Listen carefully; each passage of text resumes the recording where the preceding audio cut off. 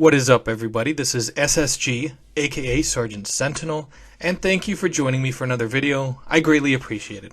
Now, if you're not already subscribed to my channel, Sergeant Sentinel Gaming, please take this opportunity to do so. If you enjoyed this video, hit the like button, share this video with someone else who may enjoy it, and hit that bell icon so you can be notified when I upload new content. Now, today's video is about Resident Evil 5. Is a Resident Evil 5 remake next? And I ask this because up to this point we've had a Resident Evil 2 remake, we've had a Resident Evil 3 remake, and Resident Evil 4 remake has just launched. As of recording this video, it actually released last night at midnight. I pre-ordered it for the Xbox Series X. I have not played it yet, but I will be playing it and live streaming it tonight. So if you're interested and you haven't picked it up and you just want to see what the game is all about, definitely check it out. But about the Resident Evil 5 remake, back on topic, you look at how much care and concern has gone into Resident Evil 2, 3, and 4 remakes. How beautiful they are, how they've improved from the tank controls of Resident Evil 2 and 3, while still embracing what made those titles special. And for a while,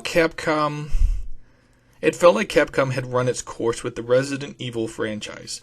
Now, you remember after Resident Evil 5, there was Resident Evil 6 and, of course, Operation Raccoon City. Neither of those were a good Resident Evil game. Hell, I don't think anybody is going to say Operation Raccoon City was even a good action game. But I digress. This video's purpose is not to get into a debate or an argument about whether Operation Raccoon City was good or not. Some people enjoy it, and that's cool. They can enjoy it. I didn't, but to each their own.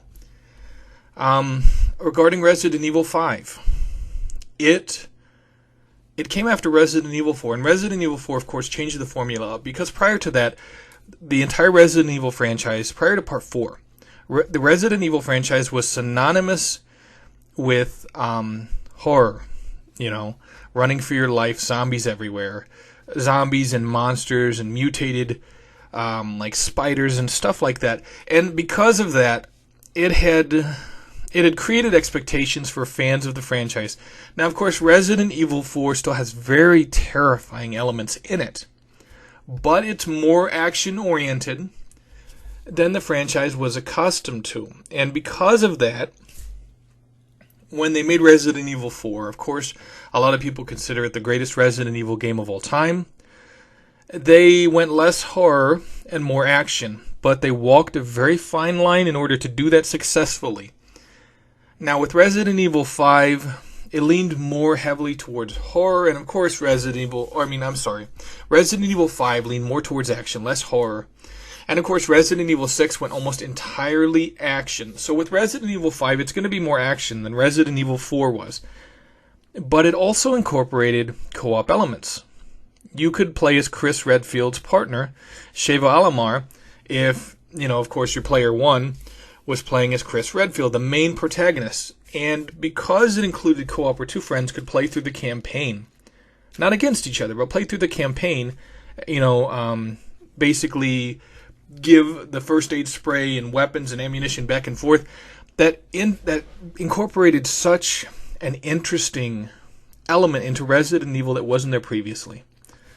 And I think Capcom will find a way to balance this. I think they understand that there is a demand, at least for Resident Evil 5 as a remake. I don't know about Part 6, but as far as Resident Evil 5, a remake, I think the market is there, and Capcom's going to want to capitalize on that.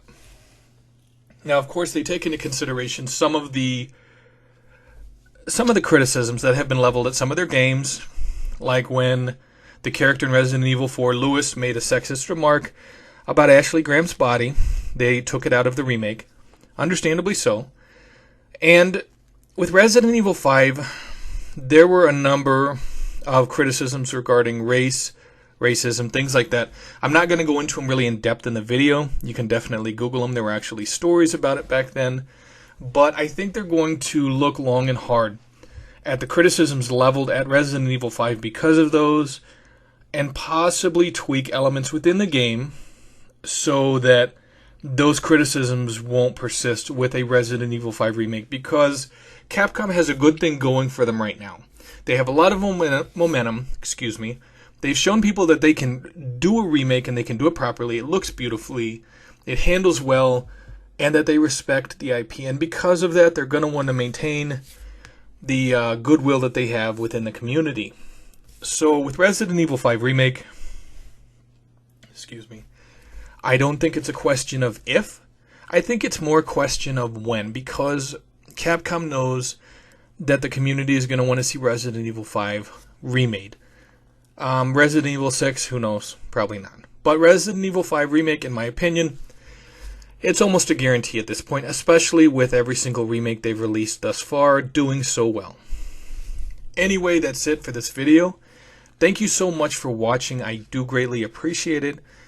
If you did like this video, please leave a like. If you have something to say about it, leave it in the comment section below. If you know someone that might also like this video, definitely share it with them. And hit the bell icon so you can be notified when I upload new content. Thank you so much for watching. This is SSG, aka Sergeant Sentinel. Take it easy, gamers.